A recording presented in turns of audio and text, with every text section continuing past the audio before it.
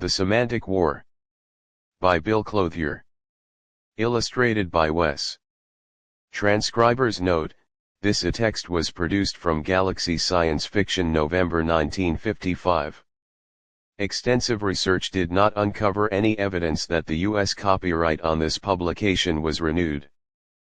Perhaps there have been causes for slaughter just as silly as this was, but try to find one. The rain pours down chill out of a sullen sky. My pace quickens as I try to regain the relative warmth and shelter of the cavern before I become thoroughly drenched. I cannot afford to catch a cold. All alone as I am and with no medicine, I would stand too great a chance of a quick death. These lowering Oregon skies still hold traces of nameless disease in their writhing cloud tendrils. I am not just afraid of a cold. That would only be the key for some other malady to use and strike me down forever. I see the cave up ahead and feel a sense of contentment as I draw near and then duck inside its stony mouth. The rain hisses without, but inside it is dry. There is a heavy cowhide hanging on a peg in the wall, and I take it down and wrap it around me. Soon I will be warm. Once more I may stave off my ultimate end. Sometimes I wonder why I wish to put it off. Certainly, according to my old standards, there is no point in living. But somehow I feel that the mere fact of living is justification in itself.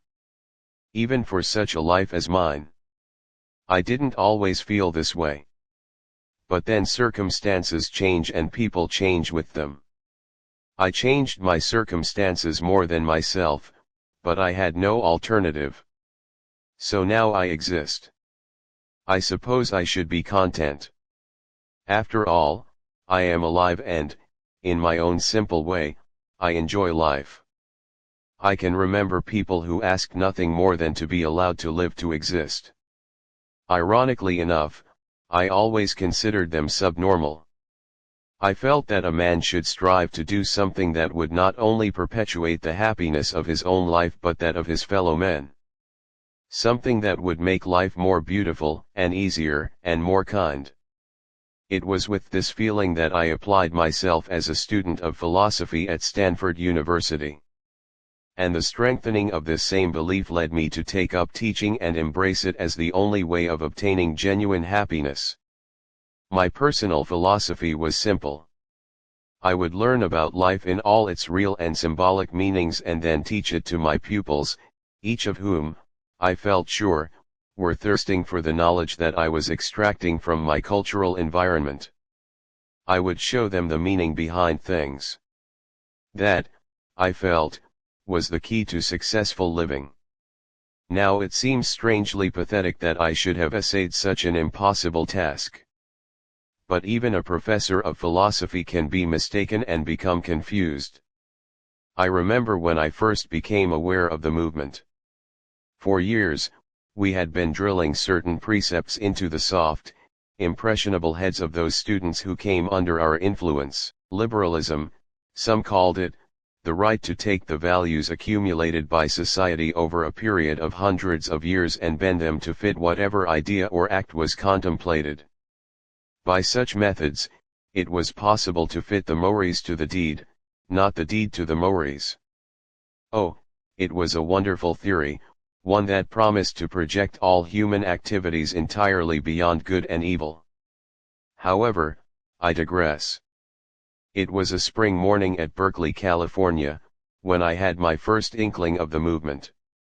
I was sitting in my office gazing out the window and considering life in my usual contemplative fashion. I might say I was being rather smug. I was thinking how fortunate I was to have been graduated from Stanford with such high honors, and how my good luck had stayed with me until I received my doctor's degree in a famous Eastern university and came out to take an associate professorship at the Berkeley campus. I was watching the hurrying figures below on the crosswalks and idly noting the brilliant green of the shrubbery and the trees and the lawn. I was mixing up Keats with a bit of philosophy and thoroughly enjoying myself. Knowledge is truth, truth beauty, I mused, that is all we know on earth, and all we need to know. There was a knock on my door and I said come in, reluctantly abandoning my train of thought which had just picked up Shakespeare, whom I was going to consider as 2/3 philosopher and 1/3 poet. I have never felt that the field of literature had the sole claim to Shakespeare's greatness. Professor Lilac came in, visibly perturbed. Lilac was a somewhat erratic individual for a professor, at least, and he was often perturbed.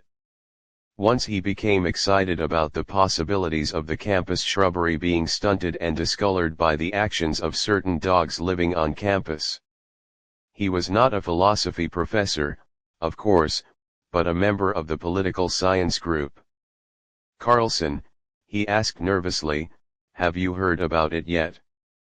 "I have no idea," I returned good-naturedly. "Heard about what?" He looked behind him as if he thought he might be followed. Then he whirled around, his sharp-featured face alight with feeling. "Carlson, the Wistic Dufels the Mority." And he stared at me intently, his gimlet eyes almost blazing. I stared back at him blankly. "You haven't heard?" he exclaimed. "I thought surely you would know about it. You're always talking about freedom to apply thought for the good of humanity. Well, we're finally going to do something about it. You'll see. Keep your ears open, Carlson." Then he turned and started out of the room. He paused at the threshold and fixed me again with his ferret-like eyes. "The Wistic Dufels the Mority," he said, and vanished through the door. And that was my first unheeded omen of what was to come. I paid little attention to it. Lilac wasn't the sort of man who inspired attention. As a matter of fact, I considered reporting him to the head of his department as being on the verge of a nervous breakdown. But I didn't. In those days, nervous breakdowns were a common occurrence around college campuses. The educational profession was a very hazardous occupation. One Southern university, for example, reported 5 faculty suicides during spring quarter. In the days that followed, however, I began to realize that there was some sort of movement being fostered by the student body. It couldn't be defined, but it could be felt and seen. The students began to form groups and hold meetings, often without official sanction. What they were about could not be discovered, but some of the results soon became evident. For one thing, certain students began to walk on one side of the street and the other students walked on the other side. The ones who used the north side of the street wore green sweaters with white trousers or skirts, and the south side students wore white sweaters with green trousers or skirts. It even got to the point where those in green sweaters went only to classes in the morning and those in white attended the afternoon sessions. Then the little white cards began to appear. They were sent through the mail. They were slipped under doorways and in desk drawers. They turned up beside your plate at dinner and under your pillow at night. They were pasted on your front door in the morning and they appeared in the fly leaves of your books. They were even hung on trees like fruit, and surely no fruit ever spored so queer a seedling. They said either one thing or the other, the Wistic Dufels the Mority, or the Mority Dufels the Wistic. Which card belonged to what group was not immediately clear. It was not until the riots broke out that the thing began to be seen in its proper perspective. And then it was too late. When the first riot started, it was assumed that the university officials and the police could quell it in a very short time. But strangely enough, as additional police were called in, the battle raged even more fiercely. I could see part of the affair from my window and therefore was able to understand why the increasing police force only added to the turmoil. They were fighting one another. And through the din could be heard the wild shouts of the Wistic Dufels the Mority. Or the Mority Dufels the Wistic. The final blow came when I saw the registrar and the dean of men struggling fiercely in one of the hedgerows, and heard the dean of men yell in wild exultation as he brought a briefcase down on the registrar's head, "The Wistic Dufels the Mority."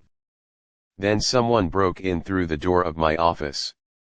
I turned in alarm and saw a huge three-letter man standing only a few feet from me. He had been in one of my classes. I remembered something about his being the hardest driving fullback on the Pacific Coast. He was certainly the dumbest philosophy student I ever flunked. His hair was mussed and he was wild-eyed. He had blood on his face and chest, and his clothes were torn and grass-stained. "The Wistic Dufels the Mority," he said. "Get out of my office," I told him coldly, "and stay out."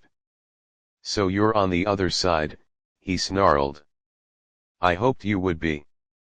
He started toward me and I seized a bookend on my desk and tried to strike him with it. But he brushed it aside and came on in.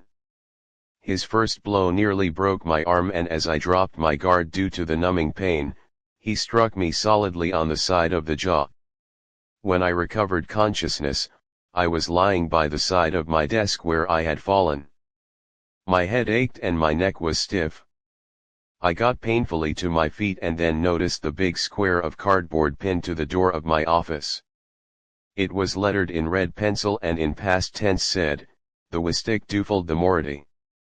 The uprisings arose spontaneously in all parts of the country. They were not confined to colleges. They were not confined to any particular group. They encompassed nearly the entire population, and the fervor aroused by their battle cry, whichever one it might be, was beyond all comprehension. I could not understand either slogan's meaning, and there were others like myself. On several occasions, I attempted to find out, but I was beaten twice and threatened with a pistol the third time, so I gave up all such efforts. I was never much given to any sort of physical violence. One night, I went home thoroughly disheartened by the state of affairs. The university was hardly functioning. Nearly the entire faculty, including the college president, had been drawn into one camp or the other. Their actions were utterly abhorrent to me. If the professor was a green top, or Wistician, he lectured only to green tops. If he belonged to the Moradans, or white top faction, they were the only ones who could enter his classroom. The two groups were so evenly divided that open violence was frowned upon as a means of attaining whatever end they had in view. They were biding their time and gathering strength for fresh onslaughts on each other. As I say, I went home feeling very discouraged.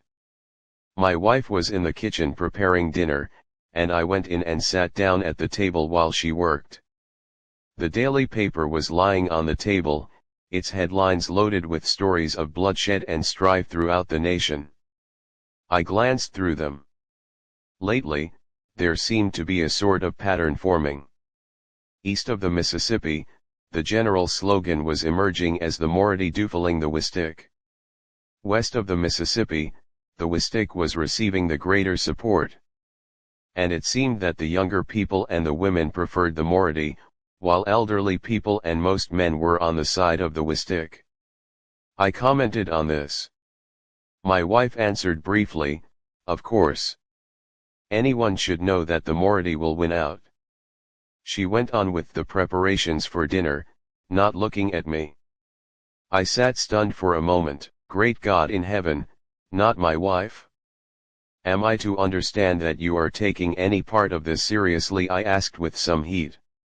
The whole thing is a horrible, pointless prank.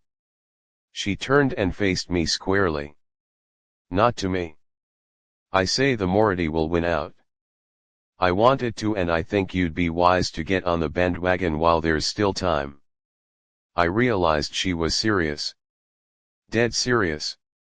I tried a cautious query, just what does the deflation of the Wistic by the Mority mean? And it made her angry. It actually made her angry. She switched off the front burner and walked past me into the living room. I didn't think she was going to answer, but she did sort of. There is no excuse for an egghead in your position not knowing what it means. Her voice was strained and tense. If you had any perception whatever, you would understand what the Moiety has to give the American people. It's our only hope. And you've got to take sides. You're either for the Moiety or the Wistic, you can't take the middle way. I felt completely isolated. Wait. I don't know what it means. Forget it, she broke in. I should have known. You were born, you have lived, and you will die an egghead in an ivory tower. Just remember the Moiety Dufels the Wistic. And she swept on upstairs to pack. And out of my life. And that's the way it was. Whatever malignant poison had seeped into the collective brain of the nation, it was certainly a devastating leveler of all sorts of institutions and values. Wives left husbands and husbands left wives. Joint bank accounts vanished. Families disintegrated. Wall Street crumpled. Developments were swift and ominous. The army split up into various groups. Most of the enlisted men favored the Moiety, but the officers and older non-coms pledged the Wistician faith. Their power was sufficient to hold many in line, but a considerable number in the lower ranks deserted and joined forces with the Moietians, who held the eastern half of the country. The Wistics ruled the western half with an iron hand, and all signs pointed towards civil war. Labor and military authorities conscripted the entire population regardless of age, sex, or religious convictions. For my own part, I slipped away from the campus and fled north into the Oregon mountains. It was not that I was afraid to fight, but I rebelled at the absolute stupidity of the whole thing. The idea fighting because of a few words. But they did. The destruction was frightful. However, it was not as bad as many had thought it would be. The forces of the Wistic leveled the city of New York, true, but it took 3 H-bombs to do the job, instead of 1, as the Air Force had claimed. In retaliation, San Francisco and Los Angeles were destroyed in a single night by cleverly placed atom bombs smuggled in by a number of fifth-columnist wives who gained access to the cities under the pretext of returning to their husbands. This was a great victory for the Moietians, even though the women had to blow themselves up to accomplish their mission. The Moietian forces were slowly beaten back toward the Atlantic shores. They were very cunning fighters and they had youthful courage to implement that cunning. But their overall policy lacked the stability and long-range thinking necessary to the prosecution of total war. One day they might overrun many populous areas and the next day, due to the constant bickering and quarreling among their own armies, they would lose all they had won, and more, too. Finally, in desperation, they lose their most horrible weapon, germ warfare.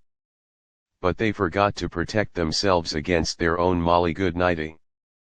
The Semantic war ground to a shuddering halt. The carrion smell of death lay round the world. The deflation of the Wistic and the Moiety. So here I am, scuttling around in the forests like a lonely pack rat. It is not the sort of life I would choose if there were any other choice. Yet life has become very simple. I enjoy the simple things and I enjoy them with gusto. When I find food that suits my stomach, I am happy. When I quench my thirst, I am happy. When I see a beautiful sunset from one of my mountain crags, I am happy. It takes little when you have little, and there have been few men who have had less. Only one thing troubles me. I suppose it doesn't matter, but I go on wondering. I wonder which side was right. I mean really right.